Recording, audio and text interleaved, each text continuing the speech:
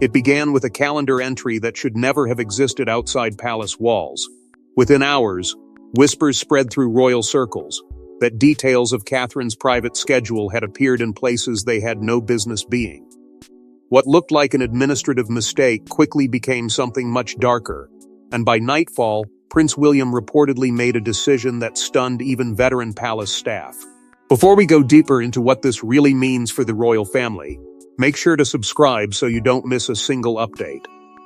At first, those closest to palace operations reportedly treated the situation as nothing more than an irritating administrative error, the sort of thing that occasionally happens in institutions that move through thousands of appointments, private briefings, and protected engagements every year. But according to reports circulating among royal correspondents, and various interpretations emerging from palace-adjacent circles, this incident felt different almost immediately. The information in question was said to involve movements connected to Catherine, Princess of Wales, details that were never intended to travel beyond a tightly controlled network. And that changed everything. Because Catherine's schedule is not simply a diary, it is reportedly treated as one of the most protected operational documents inside the royal ecosystem. Every appearance, private meeting, school visit, charitable engagement, and personal recovery window is understood to move through layers of coordination. Access is limited.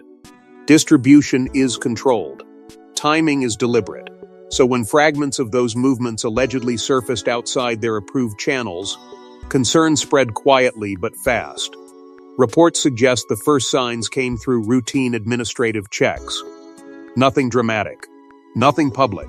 Just questions. Why had individuals appeared prepared for movements that had not yet been formally announced? Why were discussions occurring around dates that remained internally classified? Why did certain logistical details appear to exist outside expected circles? At first, palace staff reportedly searched for innocent explanations: a clerical error, an outdated draft, a scheduling overlap. But as internal reviews progressed behind closed doors, those explanations reportedly became harder to sustain. Sources familiar with royal operational culture describe an atmosphere of unusual urgency. Meetings that normally would have unfolded across days allegedly began taking place within hours. Administrative channels narrowed. Communication became increasingly selective. Staff who ordinarily handled portions of scheduling reportedly found themselves excluded from conversations. No public alarm was raised. But inside, according to various interpretations of events, something had shifted. Security concerns surrounding Catherine reportedly escalated almost immediately, not necessarily because any physical threat had emerged, but because uncertainty itself had become the problem. In institutions built on protocol, uncertainty can become more disruptive than confirmed wrongdoing. And then came the development that insiders claimed transformed concern into something much more serious. Attention quietly began moving toward one unexpected figure. Not a senior advisor, not a communications official, not a security officer. Instead, whispers reportedly began centering around someone rarely discussed publicly at all: a longtime personal aide associated with Queen Camilla's household.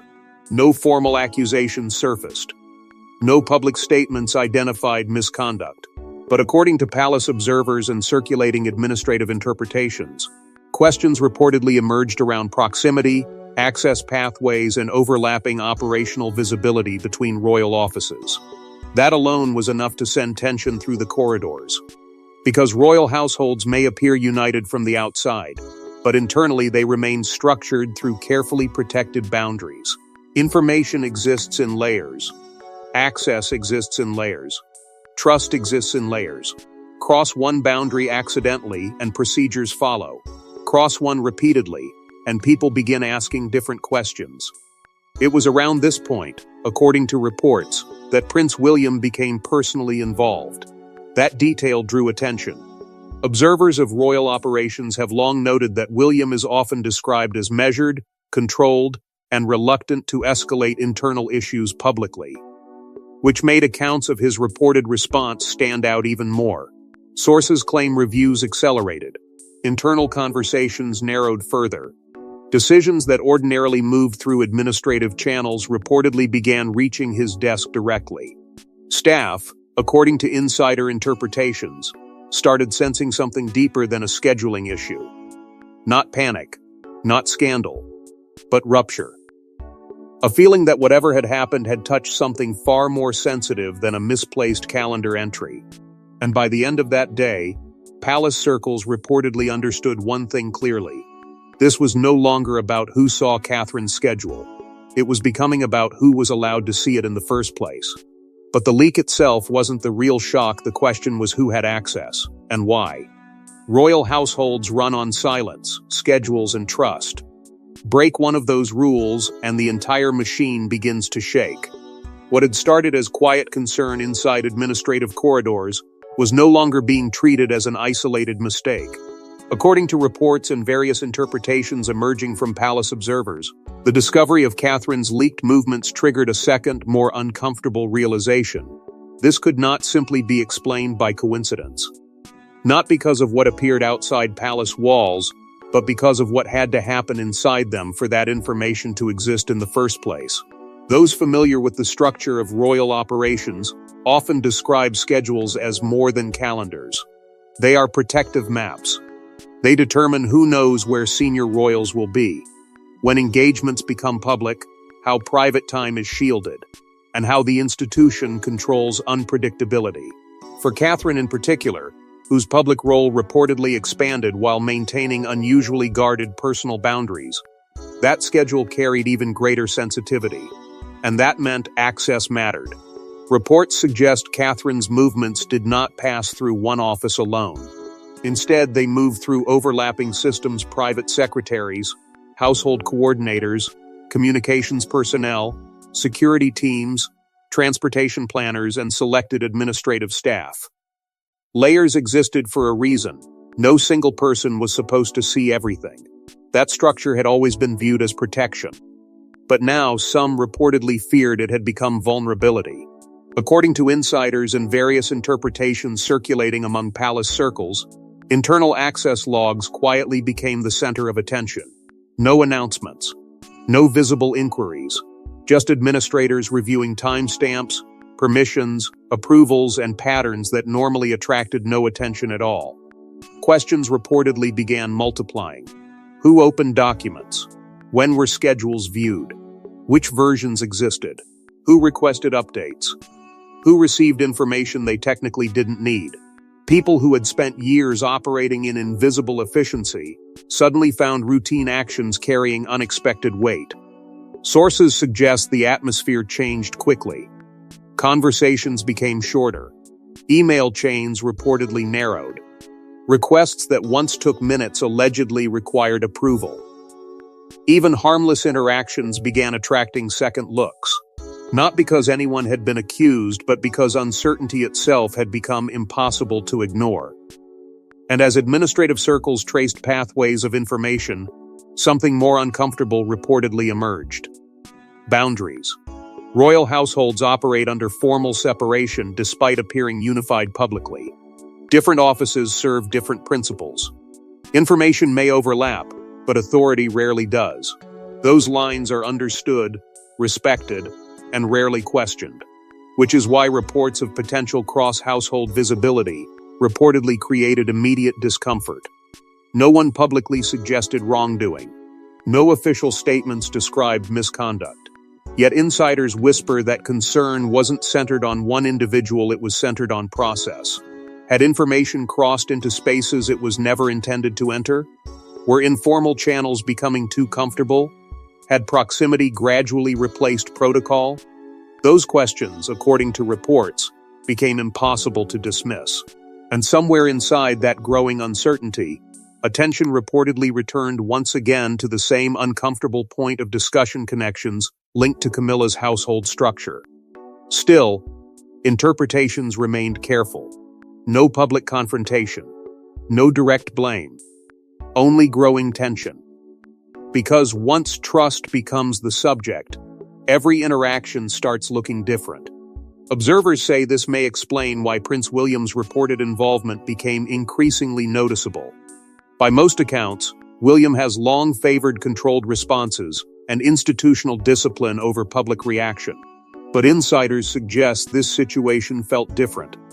The issue wasn't reputation, it was containment. Reports claim accountability became the private focus. Not punishment. Not spectacle. Accountability. Questions reportedly became sharper. Administrative reviews became narrower. Access expectations reportedly tightened. And for staff watching quietly from inside the machine, one feeling allegedly became impossible to ignore. Someone wanted answers. Not eventually. Immediately. Because whatever had happened was no longer being measured as a scheduling error. It was beginning to look like a breach of confidence. And according to those following events closely, that shift changed the entire atmosphere inside palace walls. Then came the moment insiders say turned concern into confrontation. No public statement. No dramatic announcement. Just one instruction delivered quietly and enforced immediately. By the time conversations inside palace administration reached their most uncomfortable stage, reports suggest the atmosphere had already changed. Staff were no longer speaking about possibility. They were speaking about procedure, not because conclusions had been reached, and not because anyone publicly admitted wrongdoing, but because institutions built on control tend to react long before certainty arrives. And according to various interpretations emerging from royal circles, this was the moment when concern became action. What happened next reportedly surprised people not because it was loud, but because it wasn't. There was no press briefing, no carefully worded palace update, no visible reshuffling announced to the public. Instead, reports suggest a single operational decision moved through internal channels quietly. And without ceremony, restrictions were allegedly placed on access associated with Camilla's longtime personal aide. The wording matters. Restrictions, not dismissal, not removal, not accusation, just boundaries. That distinction quickly became the center of speculation. Sources familiar with palace culture claim language surrounding the decision remained unusually disciplined. There were reportedly no references to investigations, misconduct, or blame. Instead, descriptions allegedly emphasized review procedures, compartmentalization, and operational adjustment. To outsiders, that may sound insignificant. Inside institutions like this, it rarely is. Because in royal environments, limiting access is not viewed as symbolic, it changes everything. Access determines information. Information determines influence. Influence determines proximity. And proximity inside a palace has always meant more than location. Reports suggest the restrictions centered on limiting visibility into scheduling streams and tightening who could view sensitive planning channels moving forward. Whether temporary or indefinite reportedly remained unclear. But according to interpretations circulating among insiders, the meaning felt unmistakable. Contain the concern. Protect the system. Move first. Ask questions later. That approach reportedly led many observers to frame the move not as punishment, but as containment. An institutional firewall. The logic, according to some interpretations, was simple. If uncertainty existed around how information moved, reduce movement before determining responsibility. That explanation, however, created a different tension. Because containment implies possibility. And possibility creates questions. Questions about who knew what. Questions about who shared what. Questions about how long concerns may have existed before action happened. Reports suggest Prince William's role became increasingly visible during this period, not publicly, but internally. Palace observers have often described him as deeply protective of structure, particularly regarding Catherine's operations and the boundaries around their household. And according to insiders, this response fit that pattern. Not emotional, not explosive, disciplined, controlled, focused.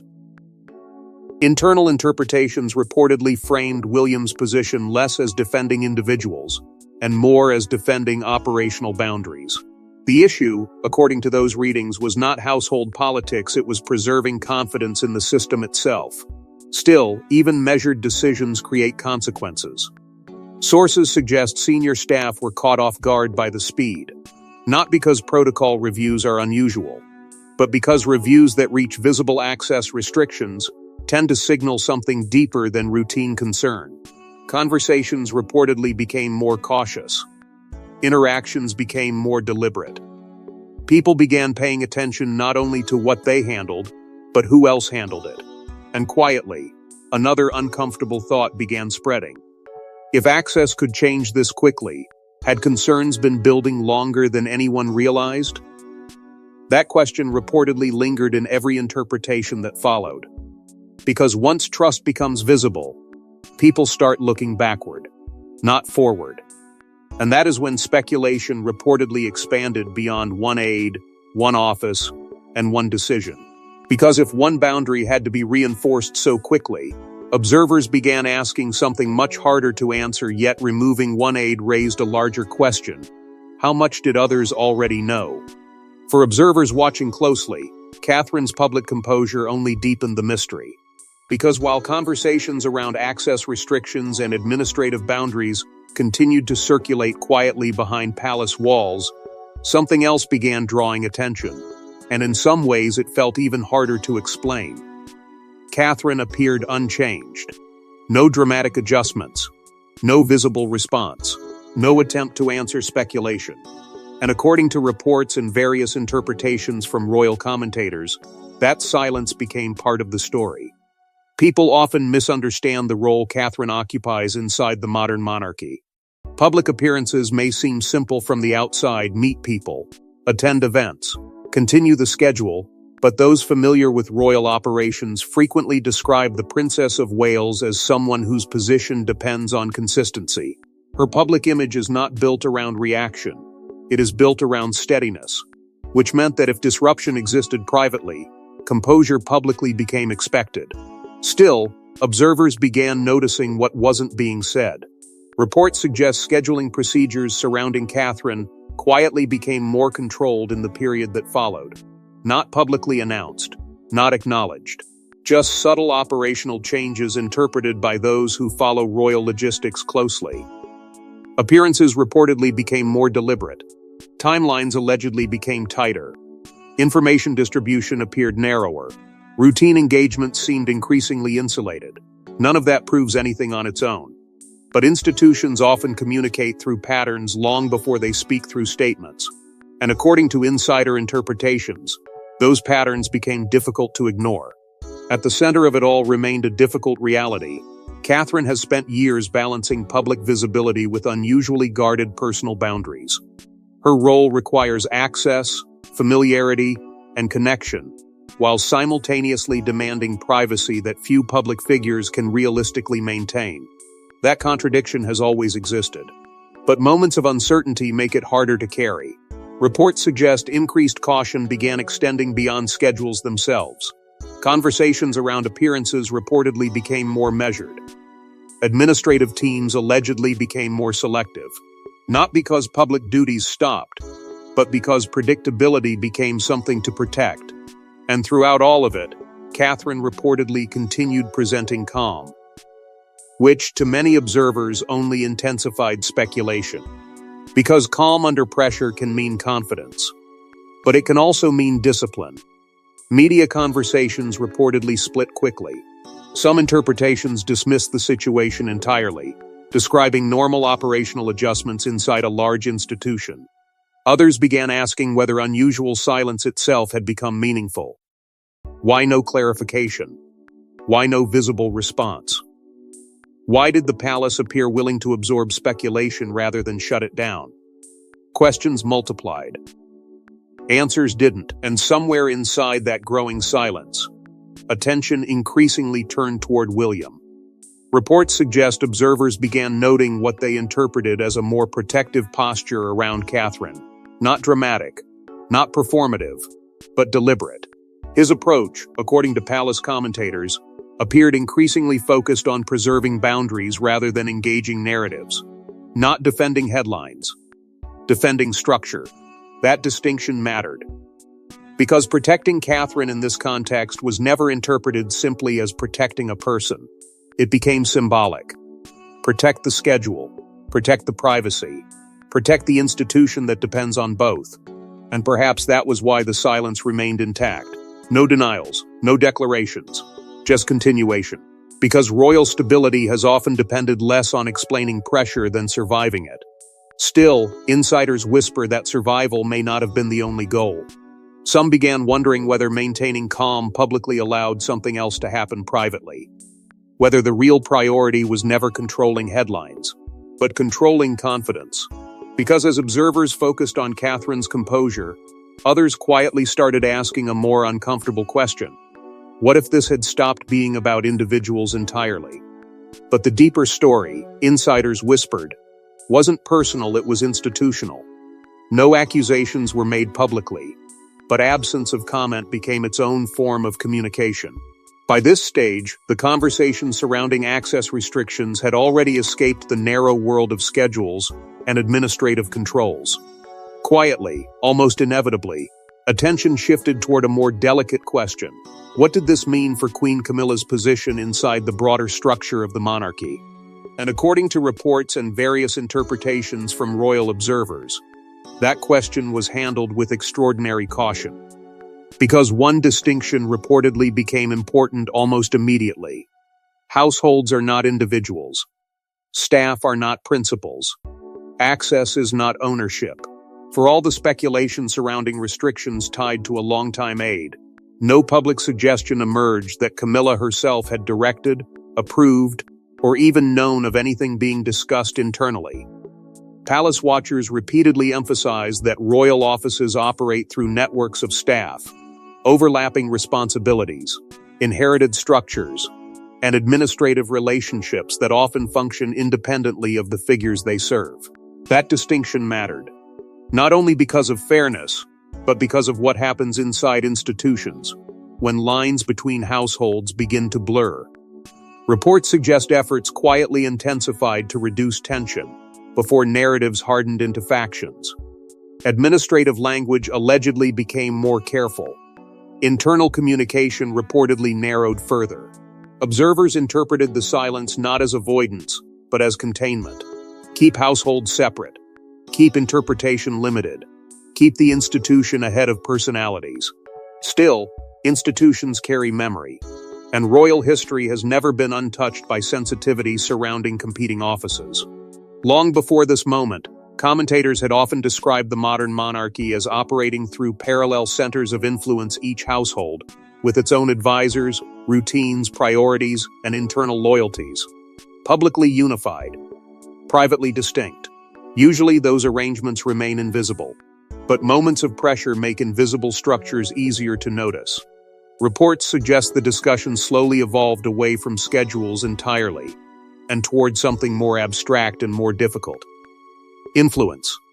Not influence in the dramatic sense. Not commands or secret decisions, but influence measured through access. Who receives information first? Who sees what? Who becomes included by proximity? And where does helpful coordination end and overfamiliar visibility begin? Questions like those rarely produce public answers, but according to interpretations circulating around palace commentary, they can quietly reshape relationships. That may explain why observers increasingly focus not on conflict, but on recalibration. Reports suggest internal efforts concentrated less on assigning responsibility and more on preventing narrative fallout.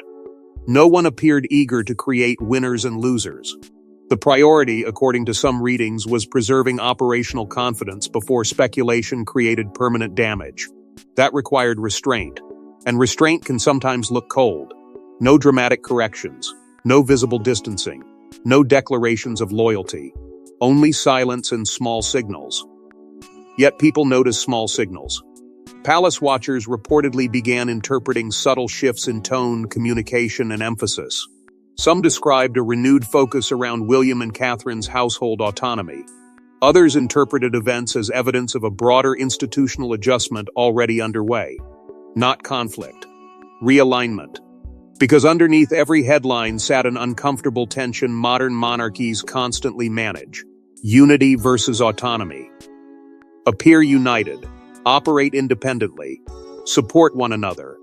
Protect boundaries. That balance has always been difficult. And moments like this make the difficulty impossible to ignore. Reports suggest that by now, the conversation inside observer circles had started changing once again. Less attention was being paid to what had happened. More attention was turning toward what happens next. Because if boundaries were tightening and influence was being reconsidered, then this was no longer simply about schedules, aides, or household discomfort. People began asking something larger. Who would define the next version of royal operations? Who would set the rules? And who would quietly inherit the authority to enforce them? Then attention turned to the future. And who would shape it? Moments of crisis rarely create new power, they reveal where it already exists. By the time conversation shifted from aides, access, and internal containment toward questions of future authority, some palace observers believed something larger had quietly come into view. Not a scandal, not a feud. Something more difficult to define and far more difficult to reverse. A change in gravity, because according to reports and various interpretations circulating among royal commentators, situations like this rarely transform institutions overnight. Instead, they expose patterns already developing beneath the surface. And increasingly, those patterns appeared to lead in one direction: toward William. For years, public discussion around the Prince of Wales has often centered on patience preparation rather than movement, inheritance rather than execution. But insiders and palace watchers have long suggested a more complicated reality. William's approach, according to those interpretations, has never been built around visibility alone. It has been built around structure. Wait, observe, then tighten. Reports suggest that in the period surrounding these internal adjustments, observers noticed what they interpreted as a more defined leadership style emerging, not louder, not more public, but more deliberate. Fewer voices, clearer channels, more emphasis on operational trust, more emphasis on boundaries. The language surrounding these interpretations remained careful, but the pattern reportedly became harder to ignore.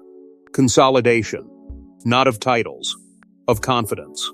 Sources suggest increasing importance appeared to be placed on a smaller circle of trusted advisors, individuals viewed less as household figures and more as long-term institutional operators. People whose value was not visibility but reliability. Because moments of uncertainty change priorities. Efficiency becomes secondary. Trust becomes everything. And according to some observers, this shift did not feel temporary. Reports suggest discipline and discretion began appearing more frequently in descriptions of internal expectations.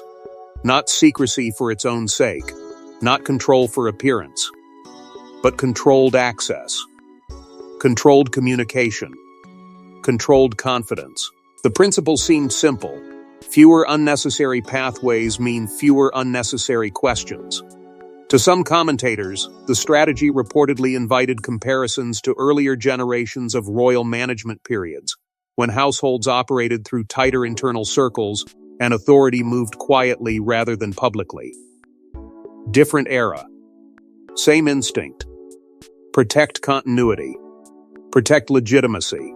Protect the institution before explaining the process. And nowhere did those interpretations become more visible than around Catherine's household.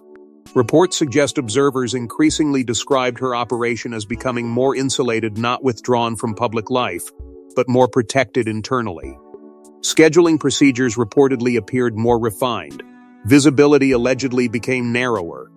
Public continuity remained unchanged, while private access seemed increasingly selective. That distinction mattered.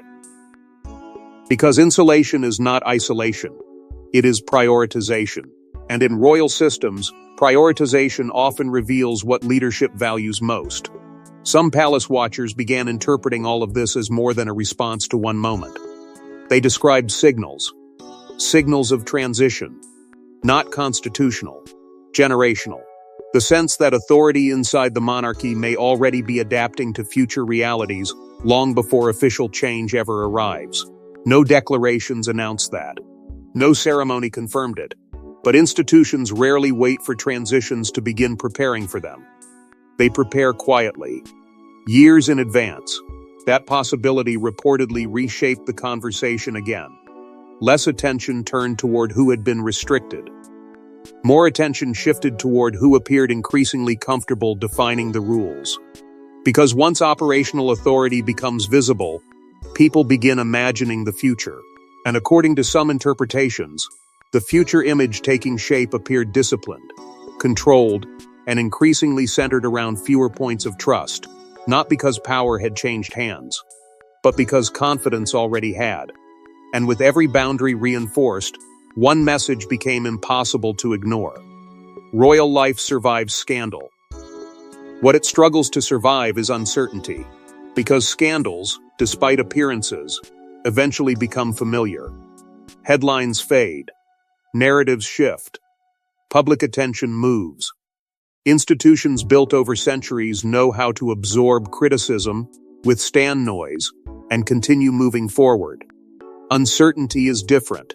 Uncertainty spreads quietly, and according to reports and various interpretations surrounding the events that unfolded inside royal operations, uncertainty may have become the real consequence long after conversations about schedules and access stopped dominating attention. By this point, observers had already debated restrictions, household boundaries, and changing dynamics.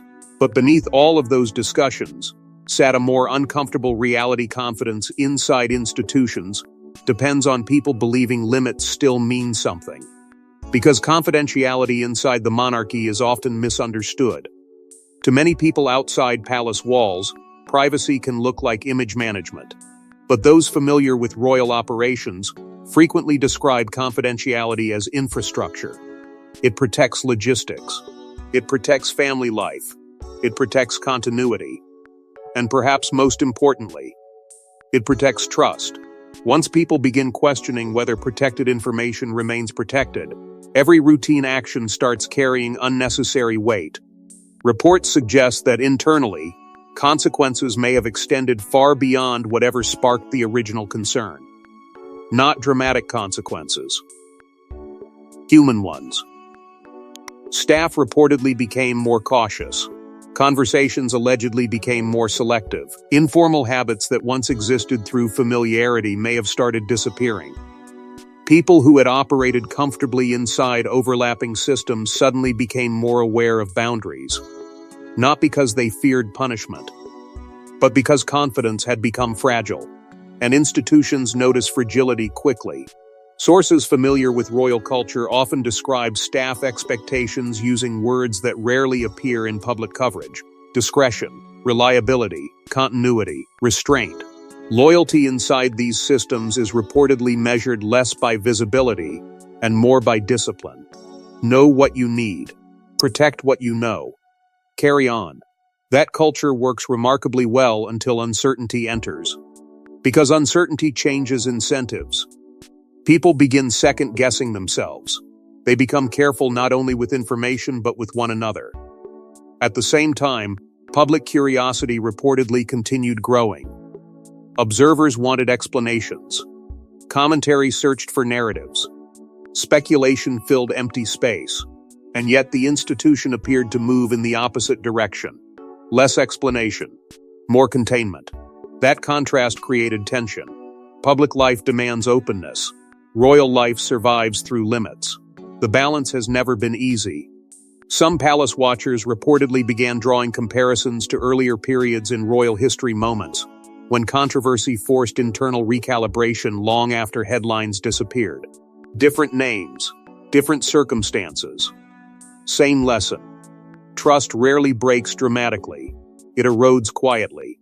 That may explain why reports increasingly framed recent actions less as reactions and more as signals. Signals that confidence still mattered. Signals that operational boundaries still existed. Signals that decisions, however quiet, still carried meaning. And perhaps that became the symbolic importance of the restrictions and adjustments people had spent weeks discussing.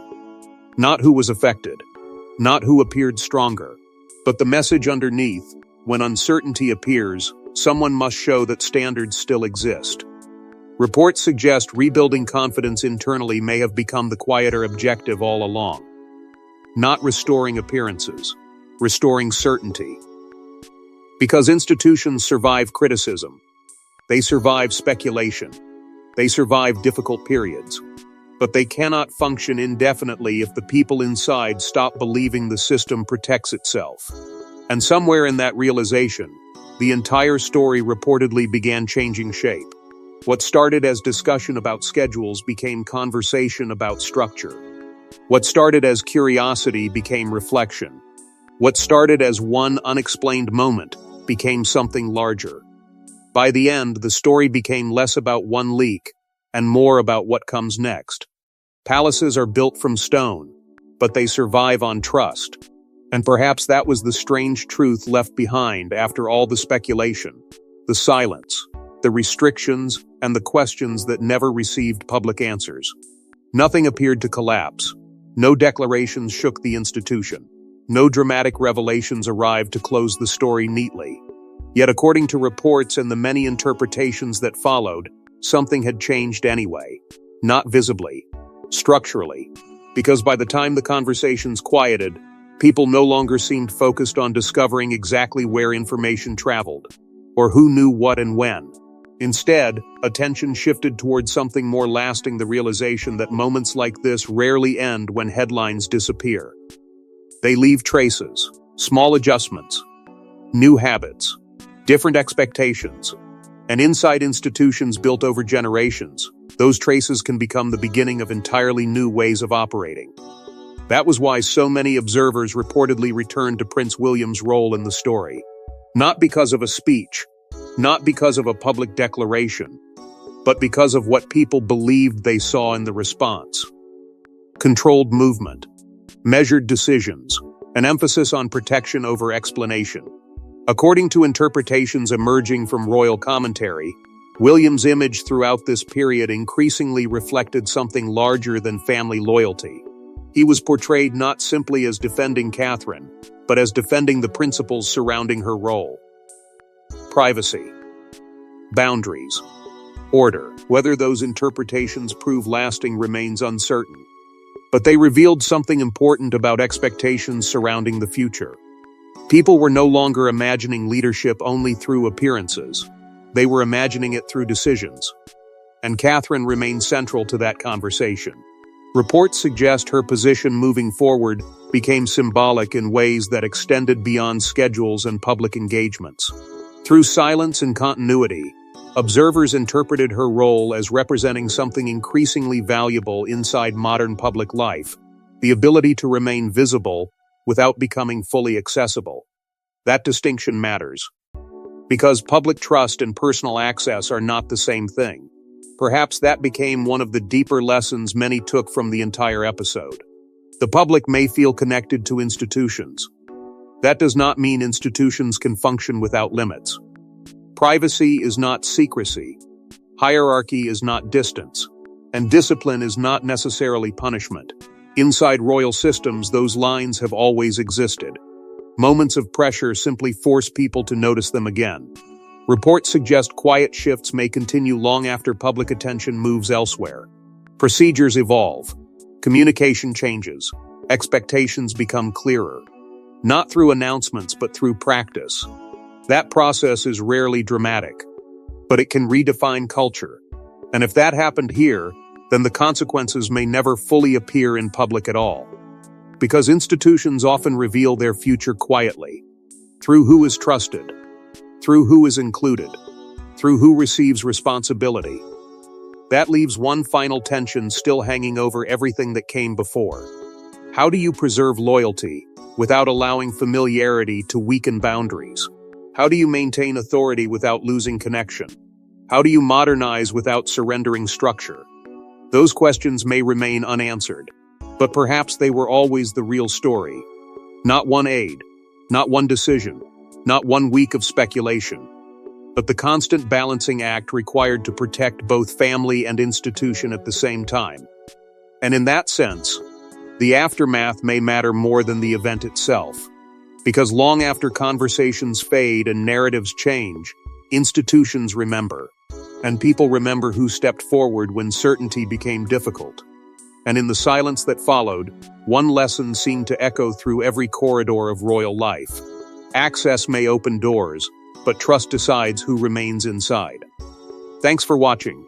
Please don't forget to like and subscribe, and we will see you in next one.